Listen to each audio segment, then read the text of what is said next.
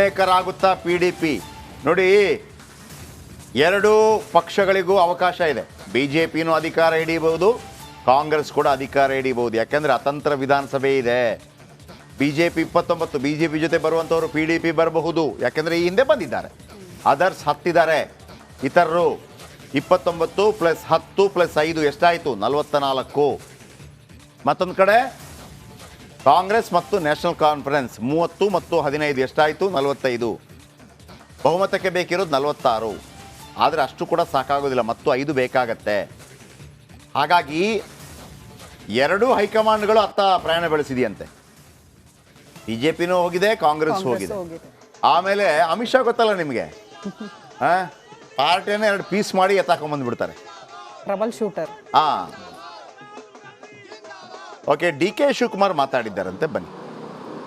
ಮಹಾರಾಷ್ಟ್ರ ಇನ್ನು ಬೇರೆ ಬೇರೆದೆಲ್ಲ ಎಲೆಕ್ಷನ್ಸ್ ಇದೆ, ತೆಲಂಗಾಣ ಇವೆಲ್ಲ ಕೂಡ ಒಳ್ಳೆ ಕೆಲವು ಸಂದರ್ಭದಲ್ಲಿ ನಾವು ಸೋತಿರ್ಬೋದು, ನಾವಿಲ್ಲ ಅಂತ ಹೇಳಿದಿಲ್ಲ. ಆದರೆ ಜನಕ್ಕೆ ಇವತ್ತು ಬದಲಾವಣೆ ಬಯಸಿದ್ದಾರೆ, ಇಡೀ ದೇಶದಲ್ಲಿ ಬದಲಾವಣೆ ಬಯಸಿದ್ದಾರೆ. ಅದ್ರ ಪೂರ್ವಕವಾಗಿ ಇದಾಗ್ತಾ ಇದೆ. ನಾನು ದೇಶದ ಎಲ್ಲ ಮತದಾರರಿಗೆ ಈ ಸಂದರ್ಭದಲ್ಲಿ ಅಭಿನಂದಿಸ್ತೇವೆ. ಅವ್ರಿಗೆ ಏನು ನಾವು ಮಾತು ಕೊಟ್ಟಿದ್ದೇವೆ ಆ ಮಾತನ್ನು ಉಳಿಸ್ಕೊಳ್ತೇವೆ. ಕೆಲವು ಅನೇಕ ಗ್ಯಾರಂಟಿಗಳು, ಕೆಲವು ಕಾನೂನುಗಳು, ಕೆಲವು ಜನಕ್ಕೆ ಸಹಾಯ ಮಾಡೋಂಥದ್ದು, ಆರ್ಥಿಕವಾಗಿ ಶಕ್ತಿ ಕೊಡಬೇಕು. ದೇಶದಲ್ಲಿ ಭಾವನೆ ಬೇಡ, ಬದುಕು ನೋಡಿ ಅಂತ ಹೇಳಿದ್ದೇವೆ.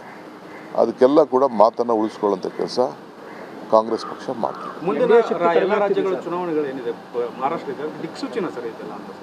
ನಾನು ದಿಕ್ಸೂಚಿ ಅಂತ ಅಲ್ಲ, ಜನರ ಭಾವನೆನೇ ಈ ರೀತಿಯಾಗಿದೆ. ದಿಕ್ಕೇನು ನೋಡಬೇಕಾದಿಲ್ಲ, ಮೇಲ್ಗಡೆ ಬೆಳಕು ಕಾಣ್ತಾ ಇದೆ, ಎಲ್ಲ ಕಡೆ ಬೆಳಕು ಕಾಣ್ತಾ ಇದೆ, ಬದಲಾವಣೆಯ ಬೆಳಕು ಕಾಣ್ತಾ ಇದೆ.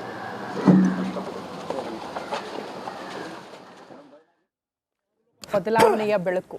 DK ಶಿವಕುಮಾರ್, ನಿಜ ಒಂದು ಬದಲಾವಣೆಗಳಂತೂ ಆಗ್ತಾ ಇದೆ. ಯಾಕಂದರೆ BJPಗೂ ಅದು ಗೊತ್ತಿದೆ. ಹಿಂದುತ್ವ, ನೀವು ಪ್ರತಿ ಸಲವೂ ಹಿಂದುತ್ವವನ್ನೇ ತೆಗೆದುಕೊಂಡು ಹೋದ ನಂತರ ಜನಮಾನಸಕ್ಕೆ ಏನು ಉಪಯೋಗ ಮಾಡ್ತೀರ ಅನ್ನೋದು ಕೂಡ ಮುಖ್ಯ. ನಮಗೊಂದು ಪ್ರತಿಯೊಬ್ಬರಿಗೊಂದು ಧರ್ಮ ಬೇಕು. ಜನ ಅದನ್ನೇ ಕೇಳ್ತಾರೆ, ಮೋದಿನೇ ಎಲ್ಲದಕ್ಕೂ ಬರೋದಿಲ್ಲ. ಒಂದು ಆಮೇಲೆ ಎಲ್ಲವನ್ನು ಕೂಡ ಮೋದಿ ಮೇಲೆ ಹಾಕ್ಬಿಟ್ಟಿದ್ದಾರೆ ಇವರು. ನನಗೆ ಓಟ್ ಹಾಕ್ತಿಲ್ಲ, ನೀವು ಮೋದಿಗೆ ಹಾಕ್ತಿದ್ದೀರಿ ಅನ್ನುವಂಥ ಒಂದು ದಾರ್ಷ್ಟ್ಯನೂ ಇದೆ. ಈಗ BJP ಕೂಡ ಕಳೆದ ಬಾರಿ ಕೂಡ, ಆಮೇಲೆ ಸಂಘ ಪರಿವಾರ ಕೂಡ ನೋಡಿ, ಒಂದು ಗಾದೆ ಮಾತಿದೆ, ನಮ್ಮ ಕೆಲಸ ಆದ ನಂತರ ನಮಗೆ ದೇವರು ಬೇಡುವಂತೆ. ದೇವರಿಗೆ ಹರಕೆ ಹೊರ್ತಾ ಇದ್ವಿ, ಮತ್ತೊಂದು ಅದಾಗಲಿ ಇದಾಗಲಿ ನೀವು ನೋಡಿಬೇಕಿದ್ರೆ ಪ್ರತಿಯೊಬ್ಬರು ಕೂಡ ಒಂದು ಮಗು ಆಗಲಿ, ಒಂದು ಮನೆ ಆಗಲಿ, ಒಂದು ಕೆಲಸ ಸಿಗಲಿ, ದೇವರೇ ದೇವರೇ ದೇವರೇ ದೇವರು ಎಲ್ಲ ಅದು ಮಾಡಿದ ನಂತರ ಆಮೇಲೆ ದೇವರ ನೆನಪೇ ಇರೋದಿಲ್ಲ. ಹೌದಾ, ಒಂದು ಹರಕೆ ಇದೆ, ಪರವಾಗಿಲ್ಲ, ಮುಂದಿನ ವರ್ಷ ಮಾಡ್ತೀನಿ ಮತ್ತೊಂದು ಅಂತೇಳಿ. ಹಾಗೇನೆ ನರೇಂದ್ರ ಮೋದಿ ಅವರ ವಿಚಾರಕ್ಕೂ ಏನಾಗ್ಬಿಡ್ತು ಅಂತಂದರೆ, ನರೇಂದ್ರ ಮೋದಿ ಅವರಿಂದಾಗಿಯೇ ಈ ಸರ್ಕಾರ ಅಥವಾ ಇವರಿಗೆಲ್ಲ ಅವಕಾಶಗಳು ಸಿಕ್ತು, ಎಲ್ಲವೂ ಆಗೋಯ್ತು ಒಂದು. ಆಮೇಲೆ ರಾಷ್ಟ್ರೀಯ ಸ್ವಯಂ ಸೇವಕ ಸಂಘ ಇದಕ್ಕೆಲ್ಲ ಮೂಲ. ಅವರು ಅತ್ಯದ್ಭುತವಾದಂಥ ತಮ್ಮ ಕಾರ್ಯಕರ್ತರನ್ನು ಇಲ್ಲಿ ಕಳಿಸಿ ಪಾರ್ಟಿಗೆ ಕೆಲಸ ಮಾಡಿ ಅಂತೇಳಿ, ಕೊನೆಗೆ JP ನಡ್ಡಾ ಅಂತವರು ನಮಗೆ ಸಂಘನೇ ಬೇಡ ಅಂತ ಹೇಳ್ಬಿಟ್ರು.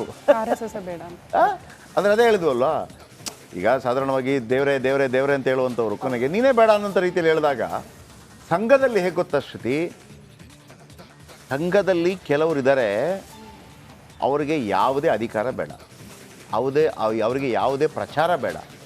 ಕೇವಲ ಸಂಘ ಹೇಳಿದ್ದನ್ನು ಚಾಚೂ ತಪ್ಪದೆ ಮಾಡಿ, ಅವರು ಆಯ್ಕೆ ಮಾಡಿದಂಥ ಪಕ್ಷ ಸರಿ ಇದೆಯಾ ಕೆಟ್ಟದಿದೆಯೋ ಅದರ ಬಗ್ಗೆ ಕೂಡ ಥಿಂಕ್ ಮಾಡೋದಿಲ್ಲ.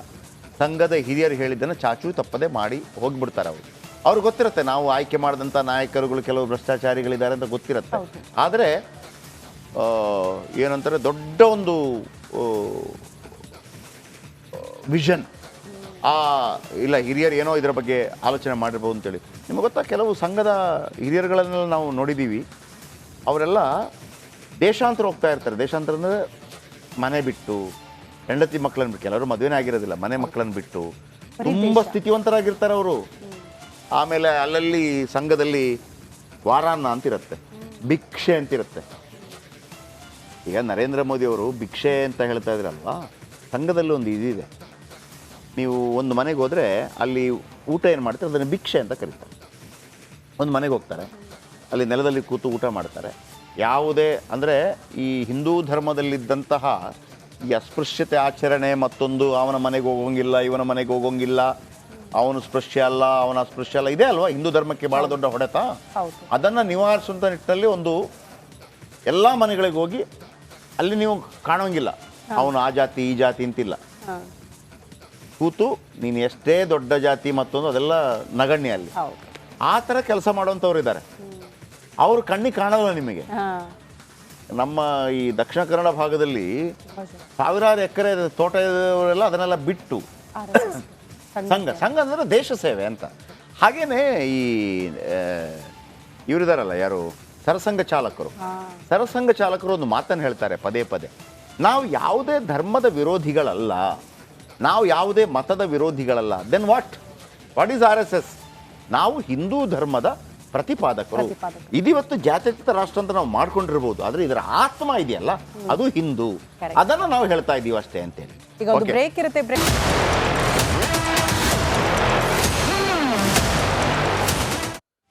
ಓಕೆ, ನಾವು ಮುಂದಿನ ಸುದ್ದಿಗೆ ಹೋಗಬೇಕು ಅಂತ ಆಸೆ ಪಡ್ತಾ ಇದ್ದೀವಿ.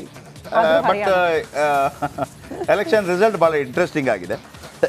ಸೊ ಹಾಗಾಗಿ ಅದನ್ನೇ ಮುಂದುವರಿಸ್ತಾ ಇದ್ವಿ ಸ್ವಲ್ಪ ಹೊತ್ತು.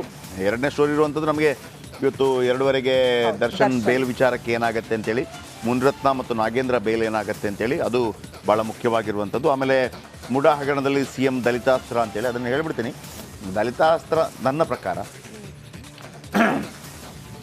ದಲಿತ CM ಮಾಡಬೇಕು ಅಂತಲ್ಲ.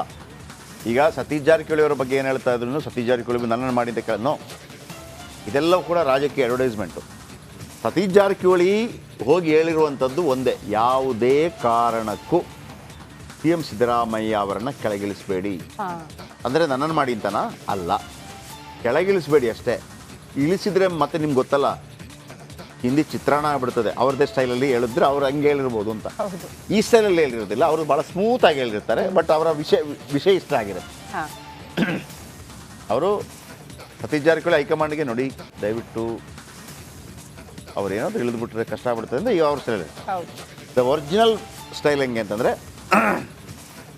ಸಿದ್ದರಾಮಯ್ಯನವರನ್ನು ಹೊರತುಪಡಿಸಿ ಈ ಸಂದರ್ಭದಲ್ಲಿ ಬೇರೆ ಯಾರನ್ನಾದರೂ ಮಾಡಿದ್ರು ಕೂಡ ಪಕ್ಷ ಉಳಿಯಲ್ಲ, ಪಕ್ಷ ಛಿದ್ರ ಆಗತ್ತೆ.